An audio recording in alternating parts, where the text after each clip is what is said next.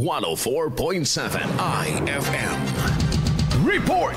Kamakailan, inilabas na ng Commission on Elections o COMELEC Pangasinan ang pinalalistahan ng mga sasabak sa halalan 2025 sa paparating na 12 ng Mayo. Sa eksklusibong panayam ng IFM News Dagupan, kay COMELEC Pangasinan Election Supervisor Attorney Eric Oganiza, 3 katao umano ang na-file ng petisyon upang maideklarang nuisance candidate. Dahil dito, hindi sila isinama sa pinal na imprenta ng balotang gagamitin sa halalan.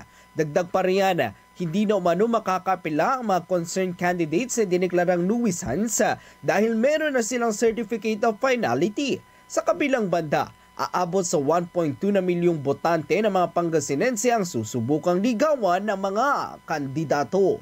Kasama mo mula rito sa IFM Dagupan, ito si Idol Matthew Pacheco. Tatak IFM.